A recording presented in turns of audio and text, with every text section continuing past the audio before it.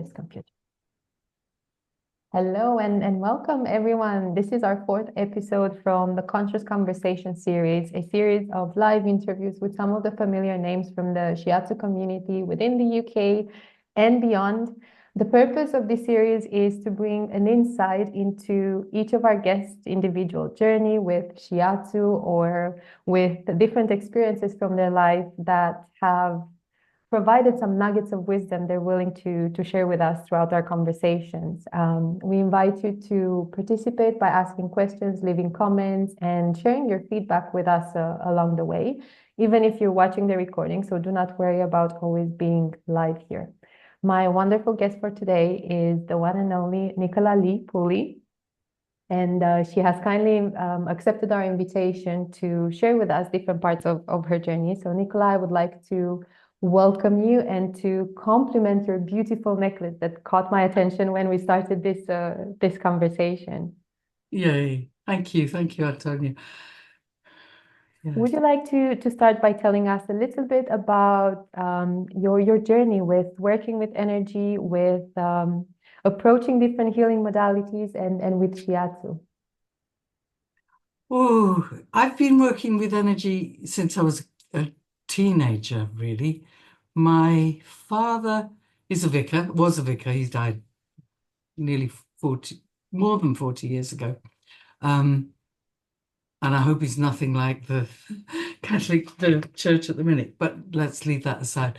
My father was a vicar. He believed in God as love, and he set up a healing group in the village. He didn't teach healing, but he got different people to come. And I went to that for a couple of years. So every month would do some healing. And then I went to university and forgot all about it, learned to play table football really well. And we ended up in Japan. And in Japan, someone said to me, did I want to go to a shiatsu class? And I just said yes, because I was up for doing anything. I guessed it was going to be a martial art class. I'm that person. I turned up in the shiatsu class thinking it was going to be a martial art. And it started like a martial art class because we did warm-ups. It was a dojo with tatami floor, and we did sort of jumping and doing, as you all know very well. And then it turned into something like healing. And the friend that had actually taken me left. They didn't want to do it. But for me, it was like, oh, a light came on. That was like, this is something I want to learn. So even though I was teaching English, trying to make a few yen, I went to as many shiatsu classes as I could when I was in Japan. In fact, my father started getting ill, so I came back to England and ended up in London teaching in a secondary school and found Carola's class. I know you've got Carola on next week, so this is heads up for her next time. So I had the sort of Japanese style of learning, which is very much form. You do these lines, you do these points. It was a sort of Masanaga style teaching, which was great. I was lucky that I ended up in that class. And then I ended up in Carola's class, and she'd just done acupuncture training and had all the knowledge about the meridians. So suddenly, instead of 3 lines down the arm, it was, this connects to the lung and the metal. And yes, as you said, I'm wearing my 5-element necklace because the foundation of the theory gave me such a lot. And I was sort of hooked then. It's so wonderful to hear that, and your passion for energy work and for this practice is literally shining from your aura, from your energy, and I really appreciate that very much. Yes, it's very inspiring to see that, and I wonder whether you remember how old you were when you first went to that shiatsu class, which was expected to be a martial art class. It's interesting that you mentioned this misconception. I'm sure many people can relate to that. It was in 1979, so I was 25. 25. So you have been practicing for several decades now, right? I've been practicing for a very long time, all the time. I've had holidays, but I haven't had a break. I understand. Shiatsu is a major part of your life. Would you be able to share with me what makes this practice so special for you? You've mentioned the theoretical aspect and philosophical concepts. You've mentioned the benefits that it brings to you, but what makes it so special in particular? I think it's the benefits it brings to the receivers.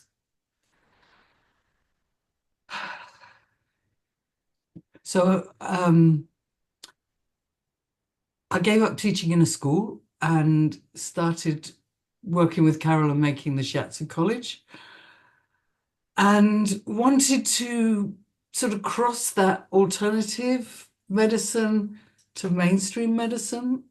And there was a group of us. In fact, one of them was on my Qigong class just now on the Zoom. A group of us set up what was called the Hoxton Health Group. So this is 40 something years ago in the Hoxton Hospital.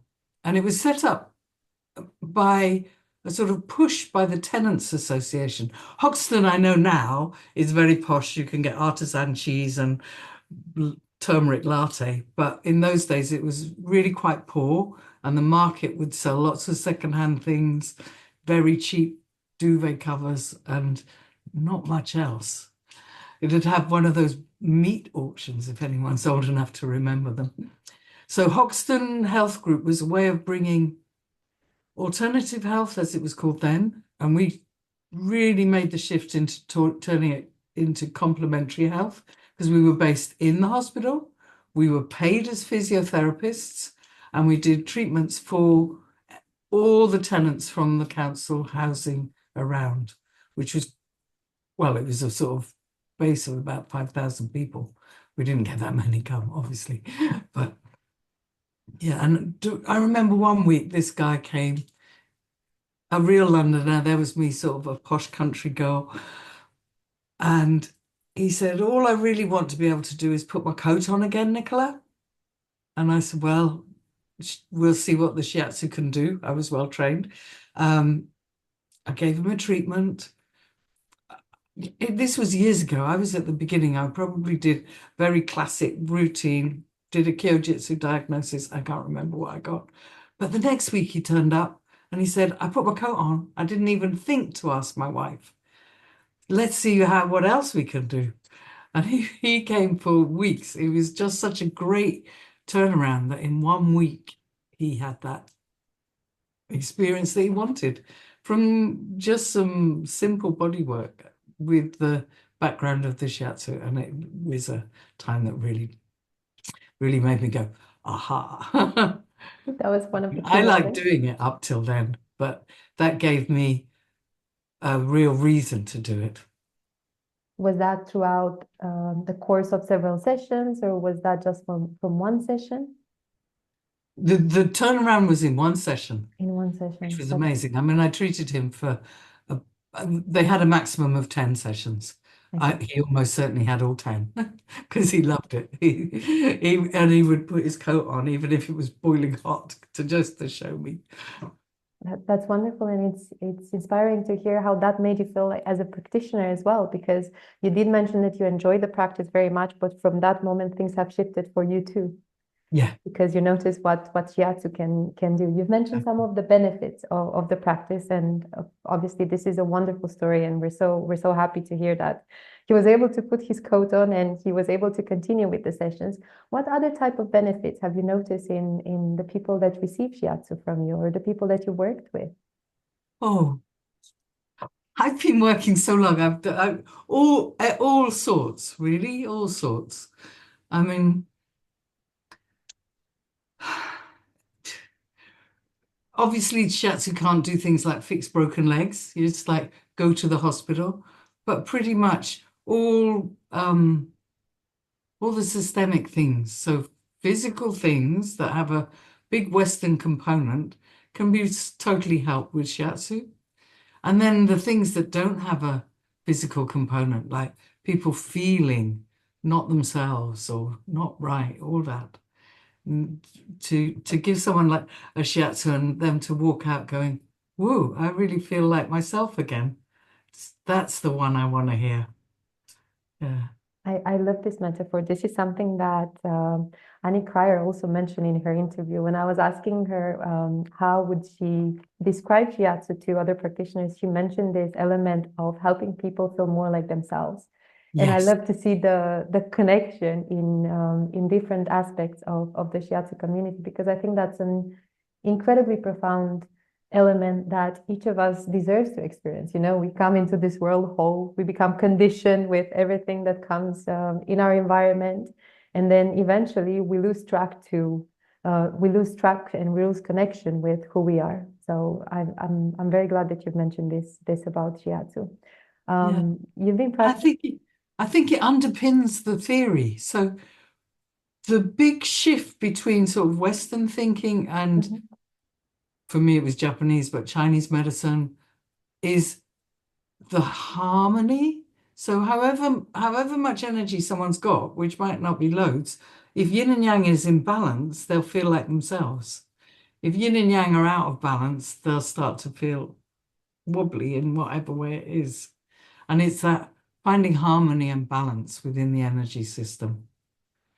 And This underpins my whole work now. I mean, I don't know. I didn't ask you how long we've got, but do you want me to go into that right now? by all means, if you feel the need to, yes, we have quite a few minutes left, so do not worry. I'm precious of your time. Maybe we can spend about an hour conversating, if Yes, that's that's okay with you too. But by all cool. means, please tell me more.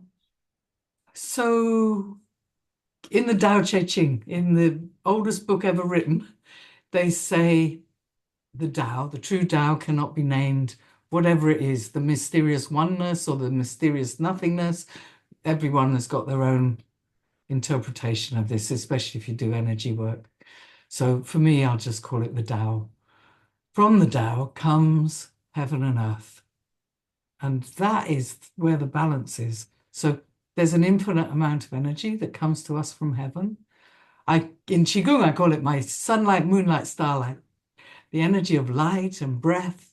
But we've also got the energy of earth, which is still infinite for us human beings. We're only this big on the earth. And to get heaven and earth energy in the body in balance, I think of as my job. And what a wonderful job to have to balance heaven and earth. Yeah, and like I say, these days I add to what was a fairly classical shiatsu training. Pauline Suzaki's new, she's been dead 12 years. Pauline Suzaki's new work. What she wanted to do was bring in lots of other healing ideas into the energy anatomy, like using conventional chakras rather than the three tantien, though she used the three tantien as well. And I mean, I'm sure lots of people who watch this recording are going to go, oh, yeah, I use chakras, even though chakras come from a completely different modality. It's because the core of the human being is where the heaven and earth energy can go into balance. And what a wonderful job to have, like you said. Great. Yeah, that's what I like. I've got To a wonderful. balance, to bring harmony, and to help people feel more like themselves. I think that's a privilege, and it's wonderful to hear that you do it with so much love, so much passion, and so much care for the environment itself. You know, not just for the people that you come in contact with. If you were to describe shiatsu to someone that has never heard about it before, how would you do that? It depends who they are, doesn't it? If they've never heard of shiatsu or healing, I might start very practically and say it's a form of body work, it's a form of healing that uses the same theory as acupuncture. Have you heard of acupuncture? If it's for people like you who are going to ask me, what's your style of shiatsu? I would probably say what I've just said. I'm going to use anything I can to bring the heaven and earth energy into balance. I might choose a 5 element meridian, if people have heard of the 5 elements, and take it from there. I never say the same thing twice. What is shiatsu? What is shiatsu? Sometimes I go back to basics. In Japanese, shi is fingers, atsu is pressure, So it would be the finger translated as finger pressure. pressure. I see. But I sometimes do off the body work now, so it's not all pressure, but it is body work. I do not touch.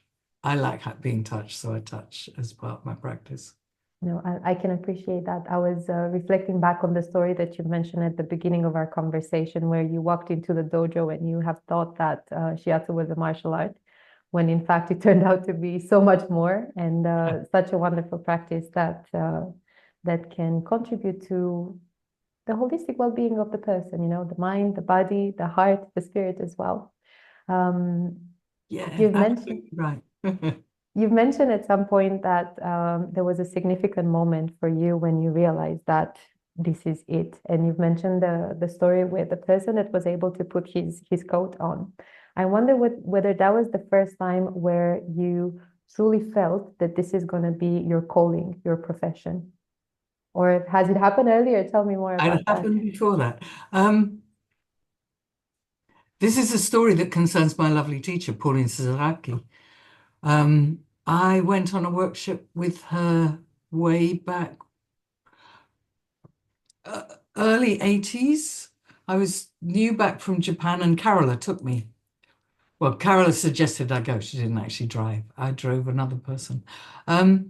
We went to the workshop in Lamrim near Abergavenny in Wales. I was being a model for Elise Cooperbeck, Elise Johnson as she is now. And Elise was doing some shiatsu on me and Pauline was watching.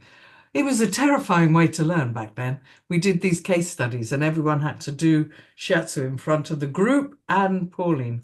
Anyway, I was just lying down and they asked me to turn over, so I was lying face down. And then Pauline said, "Oh, sometimes the energy can get really stuck in the spleen or in the heart." The diagnosis was heart jitsu spleen kyo. And I was lying face down. She hit me really hard, 3 times on my back. I jumped up. It really hurt. And I looked at Pauline and whoa, I just couldn't go into, you can't hit your clients. And I ran out the room, I ran out the building, I ran to the pub. Luckily I had a £5 note in my pocket and I bought a glass of red wine. It was like, whoa. But since that moment, my energy got really changed. And I left that workshop a couple of days later and gave him my notice at the school and decided I was going to do shiatsu as my main job from then on. I What was, actually, tell me I more. actually did a little bit of part-time work for another term, but yeah, that What was it. was it? What was it that made that moment so significant for you? Was it the fact that your energy completely changed, My or was energy it something completely else? changed. Can you tell My me in what energy way? completely changed. But we used to joke when I would see Pauline again, I'd say, you're lucky that I didn't hit you. And she said, I would never hit a client ever. I don't know what happened, but it was what I needed in that moment. I see, and it's so wonderful that you received it that way, because Yes, probably the natural reaction of the mind would have been to fight back, I to would. respond in a I very similar manner. just stood straight up and just looking at Pauline's eyes, I just couldn't. And the group was holding her, of course, and it was like, whoa, okay. So I just left. Luckily, I just left. And when I It's got back, everyone could see I looked completely different. it's so inspiring to hear that. And in case you're listening to this recording and you're a new Shiatsu practitioner, or you're new to the practice, you've never heard about Shiatsu before, just so you know, this is not something that normally happens in a Yeah, Shiatsu do not hate your clients. session. Not recommended at all. On, Gates Code of Ethics. yes, on the contrary, there is a very, very specific code of ethics that each practitioner needs to follow. But it's wonderful that you shared that story with us, and it's so meaningful to you to see how different parts of our journey and different approaches, even though they may not be standard, even though they may not be the traditional options, are exactly what you need in that moment. Yeah, exactly. And they can change everything for the rest of your life, actually. Yeah. Throughout your vast career, have there been Any specific cases, of course, with the consideration to the client's confidentiality, that have remained in your heart? Oh, I have so time. many. But actually, just thinking about what you just said about it's not necessarily the conventional treatment that does the whole thing. I mean, I've had, I gave a treatment to a woman I should call the wood goddess. And I was trying to, she had some really stuck angry energy, and I couldn't do the hitting like Pauline had done to me because I thought that was too out of order. But I wanted to get this energy moving. And rather than just doing more and more massage or shiatsu, or I got her standing up, and I picked up a cushion and got her to just punch the cushion. And I mean, I know that's a fairly standard technique in some sorts of therapy. Yeah. I'd never done it before. I didn't know really where it came from. And she started crying and shouting. And luckily, my neighbors were out.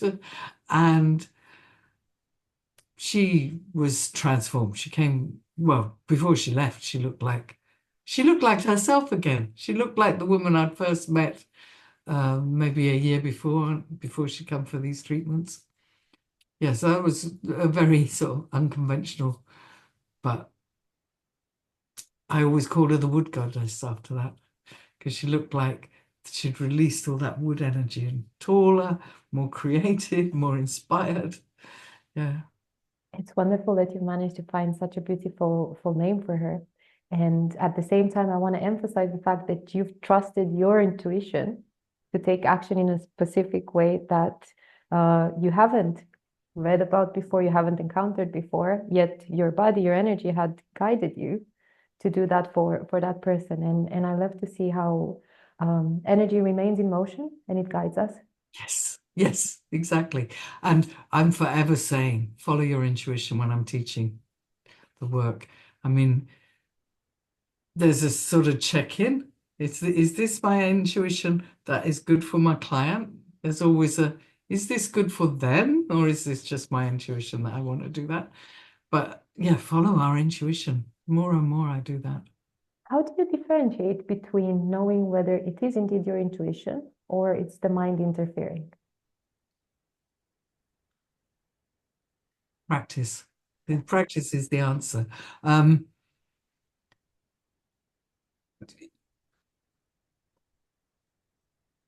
oh, I don't know what to say. That's okay. That's For okay me, for you. I have what I might call guides, and I will ask them, is this my intuition or is this my desire? Is this really going to be helpful for my client? So the way I set up my treatments these days, following Pauline Suzaki's protocol, would be to have what I call the heaven star and the earth star. Some people call it the soul star. So this is sort of a place that interfaces with the multidimensional. So in the multidimensional, we have all sorts of non-physical beings. So there could be an angel come from the client, or quite often I'll have my guides behind me. So if something comes up, I use quite a lot of sound these days in my treatments. So sometimes I might use a singing bowl, or actually not shout, sing at the client. And I think, oh, is this appropriate right now? And I will ask. And I have a big sign up here above my desk that always says, assume help. So reminding me not to just make all the decisions for me. The treatments that I do are guided by whatever help is available in the room. So you have your own unique process of navigating that. And I hear that you've mentioned practice helps us understand whether it's the intuition or the mind. Yeah. This brings to mind something that I've learned during the Reiki training as well. At the beginning of any type of treatment, we would set the intention for the treatment to be for the highest good of the person. And then in this way, we take the ego out of the way, we take the mind, the patterns of beliefs or behaviors that we have, and it becomes something so much more special. Yeah. I really appreciate that you shared with us your personal process. It's wonderful to hear about your approach. On the other side of the spectrum, I am quite sure that you have so many memorable moments, but are there any of them that have been significantly difficult? And how have you managed to overcome them? I don't have any strong memories of treatments that have been significantly difficult. Probably the most challenging is when people have what we often call a healing reaction or healing crisis. But both of those terms are not really adequate. But to go from feeling uncomfortable to feeling yourself, sometimes it takes a bit of time for the body to adjust, to come into that. So there have been moments where people are going, since your shiatsu, I've been feeling really weird. So I have had that happen a couple of times. Usually I can have a sense if that's going to happen and give people qigong or yoga or some sort of exercise that will help them through. But it is always a bit of a, oh, yes, my shiatsu might be making you feel a bit uncomfortable, but actually, how do you feel in yourself? And they go, well, actually, I'm feeling myself a lot better, but this hurts. Or so if I can give it back to them so that they can actually relate it to being somehow more in harmony, that is a great thing. But really in my whole, I mean, how many people have I treated? Thousands. That's only happened a few times. So mostly people are aware that feeling more inside themselves, that some of their symptoms might jiggle about a bit before they Mhm. go completely, because the physical body takes time to catch up with the energy. Yeah. I think the hardest thing, rather than clients, was actually going, will I have enough clients to pay the mortgage? That would have been a follow-up question. I wonder Ah, whether in your personal journey you have yeah, found some of those difficult moments as a shiatsu practitioner, because yes, it is a wonderful job to have, like you've mentioned, but I'm quite sure that it comes with its challenges as well. yeah. Do any of them come to mind? Well, just that. So when I moved to Bristol, I had my son. So I had a small practice because I hadn't been in Bristol long. And then my son's father left. Mhm. We're now very good friends. So that was a relief. That's a relief. But at the time, it was all really difficult. So I had negotiated this place and and he was trying to pay the mortgage every month for a while my practice was brand new. Was tricky. But I had lovely friends and I did lots of work. I worked almost every weekend. And you get through the practical side of the work. It's really so much worth doing. So that's not very good English. But it's for me, I would have never stopped doing it, even though it was practically a little bit difficult then. And those was only a few years. I mean, if I'd have, because I moved to Bristol with my son when I was pregnant with my son, if I'd been where I was before, probably my practice would have picked up much quicker because I had a full practice when I left. Yeah. I am hearing the commitment and the love for the practice, though. Commitment Oh, to thank you. working hard and also staying true to what your intuition is telling you, even though it may be difficult. I want to emphasize this in case you are a shiatsu practitioner listening to us at the beginning of your journey. We'll have a few more insights towards the end of our conversation, but have trust, stay Yeah, committed, have trust. Have and trust. love the practice itself. Moving on to different part of our conversation. How do you believe that you have contributed to the Shiatsu community in the UK and of course beyond? Um, oh, I've done an awful lot with the Shiatsu Society over the years.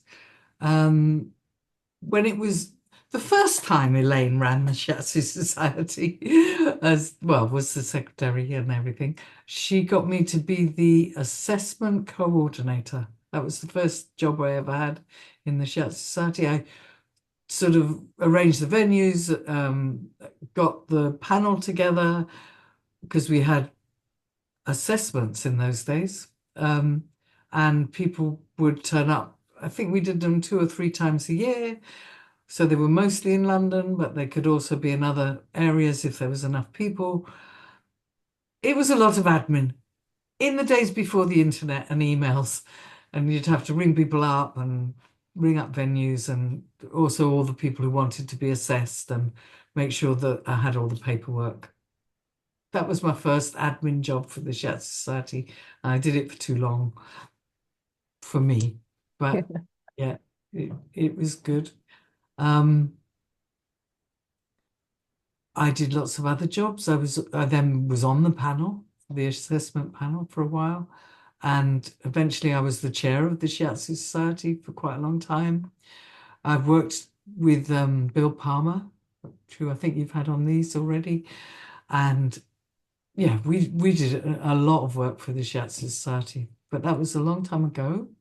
Um, More recently, I think my main contribution is being a teacher and just teaching for the Shiatsu College, for the wider community. Mostly these days, I'll only teach sort of postgraduate classes, but maybe that's not the right word anymore. So not curriculum classes. I'll teach the sort of integration that Pauline Sasaki was heading towards. I hear you. Yeah. You've mentioned that the work that you've done for the Shiatsu Society was a long time ago, and I want to reflect back at you that all that work has been the foundation of what the Shiatsu Society is today, and it doesn't go unnoticed. I'm quite sure about that. No, I know, I know. And just talking to the people who do it now, they know there's history behind them. And it was just a shout out for Elaine. I mean, it's amazing that she went back and did it again. So good for her. What about Shiatsu as a general practice? What are your hopes for Shiatsu in the UK and beyond? This might be a bit controversial Please do. because my hope is really that Shiatsu becomes one of the threads in complementary health.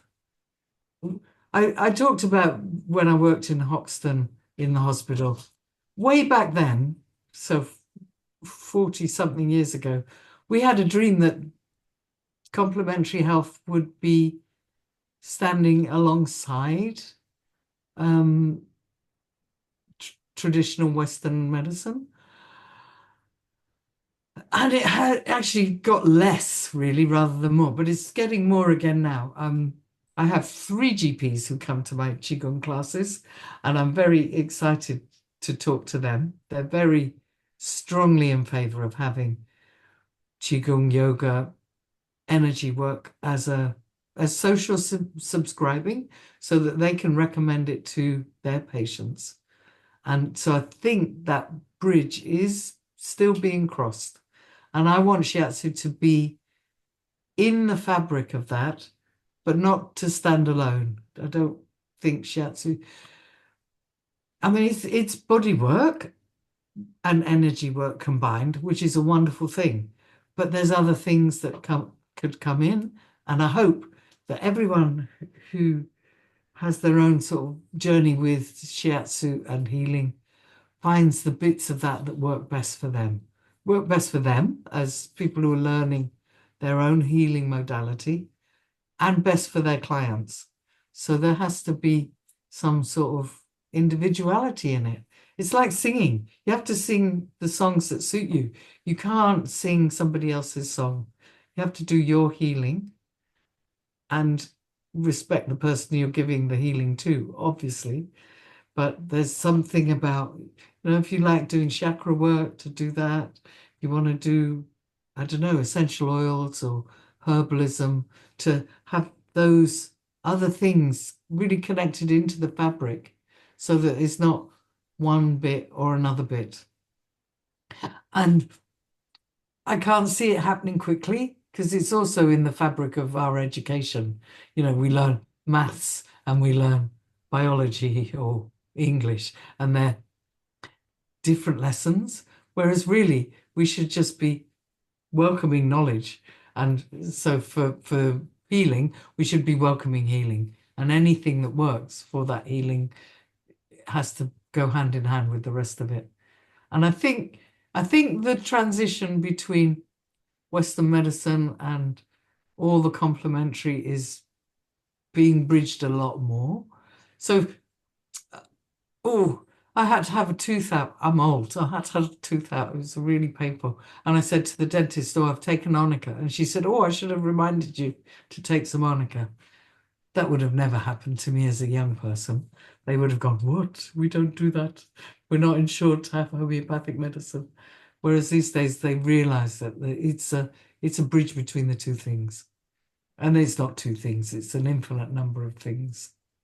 It's an infinite number of things. And what I'm hearing is that we bring our personal essence to the practice as well, Yeah, from our perception, our life experience, and all the modalities that we learn along the way. Like you've mentioned, the chakra system, which comes from a different culture, but then there's also the intuition that guides you along the way. And the way that you combine them is probably something that just comes to surface in the moment. And it's a matter of trusting it along the way. exactly. And you mentioned Reiki.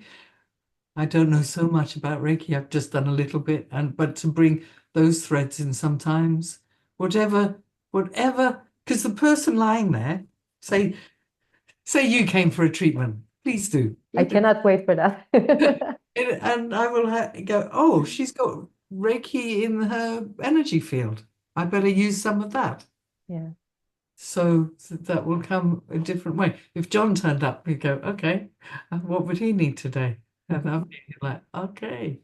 And it, it it's like when you go to the shop and have to go, "Oh my God, if it's 10% discount, what's that going to cost?" You don't go, "Now, what did the teachers teach me?" You just do it because it was there in your learning as a kid, hopefully. And it's the same with the healing. You bring what's needed in that moment, not "This is what I should be doing." There's no shoulds anymore. This is the new age. The shoulds, obviously there's a should in that do no harm. We'll have that, the Hippocratic oath or whatever our own interpretation of that is. But if I do a healing for somebody, I have no idea exactly what will happen. I will set it up in my way because that's my way into it. But then their energy will respond, and almost we go on a journey, and who knows where it's heading.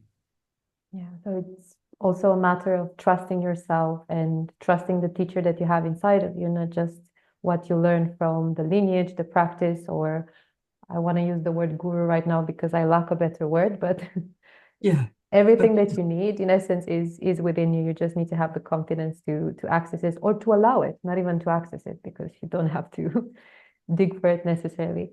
What would you tell someone who is just starting on this journey of well, becoming a almost shiatsu exactly what you practitioner? just said. Um,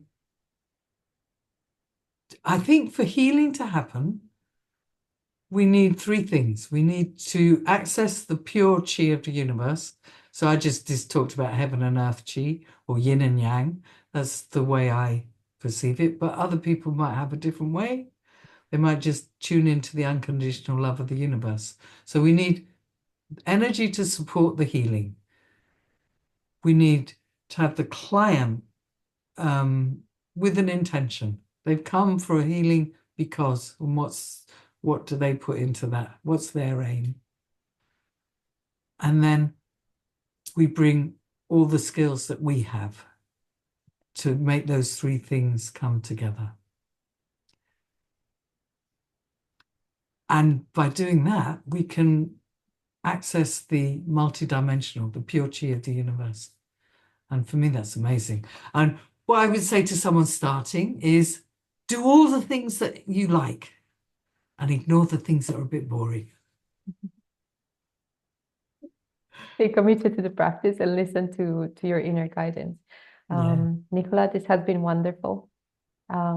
Your energy is so expansive, and Thank I've you. taken so many nuggets of wisdom from this conversation. I'm sure I'm not the only one that will be saying this after we finish our interview. But before we do that, John, if you would like to ask any questions, we have another member from the Shiatsu Society that has joined us. I don't see the camera, so I cannot mention the name.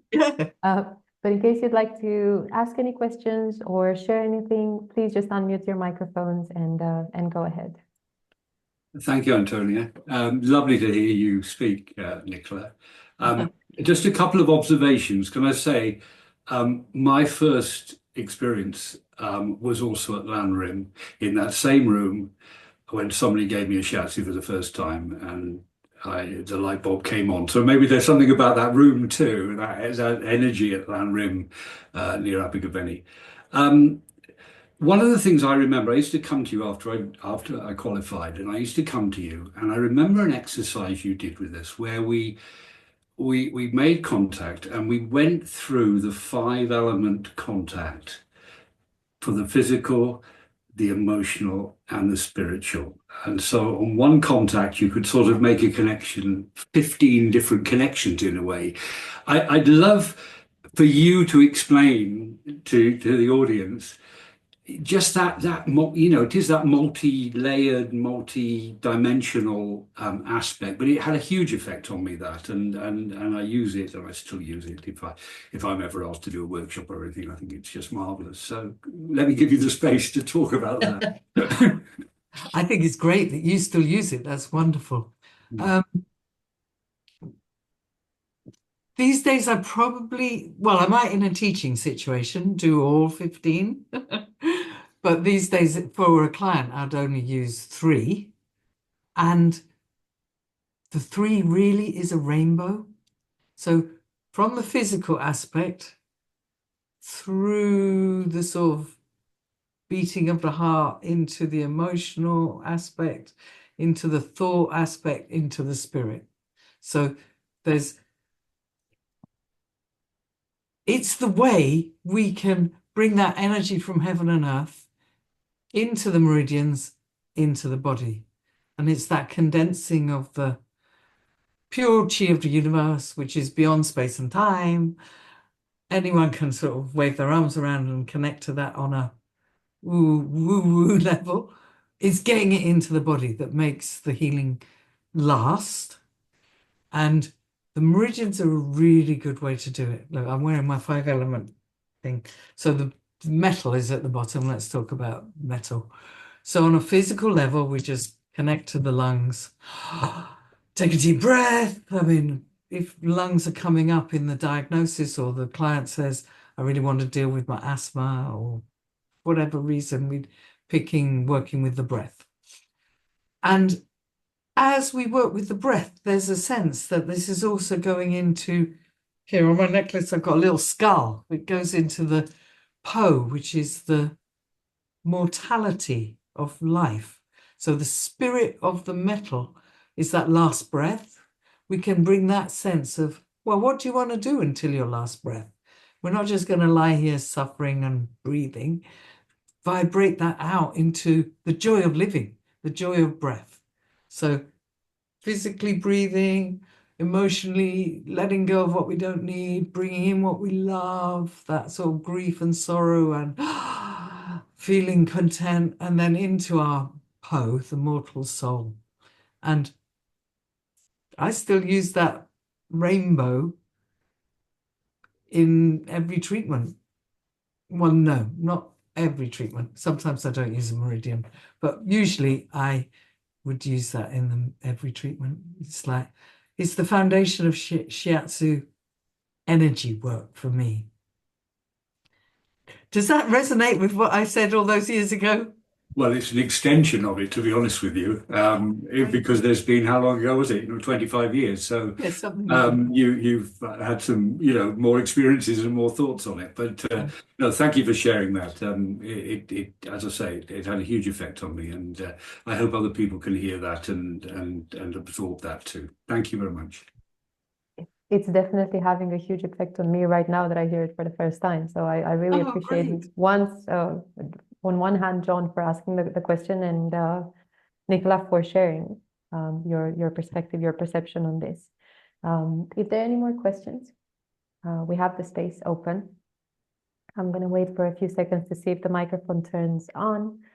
But if not, I just want to say a heartfelt thank you for sharing your time, energy, and resources with us, your body of knowledge and wisdom. We highly appreciate it, and I cannot wait to upload the recording to share this conversation with other people as well. It's been a delight to talk to you. So thank you for being in that box and smiling so much. It's really helpful rather than just talking into the void. And thank you for coming, John. It's great to see you again. Yeah. Okay. And thank you to all of you that are catching the recording. Please don't forget that you can leave your question, comments, and feedbacks in the comment section, either on YouTube or on the Facebook group. And here's a little bit of a marketing call out. Please help us reach more people with this wonderful practice by liking, subscribing, and sharing this content with people that would value it. And of course, if there are any questions that need to come to me, I'm really happy to answer. Emails are great. Yeah, so. Thank you for that. And Nicola, I hope I'll see you soon for a treatment in person. Yes, definitely. Either of you can come for a treatment. And I don't know who you are, Shiatsu Society. I'm afraid I'm not inviting everyone. I'm sure we can find a way. Thank you very much. And we wish you all a wonderful day ahead. And I hope it's not snowing anymore. Okay.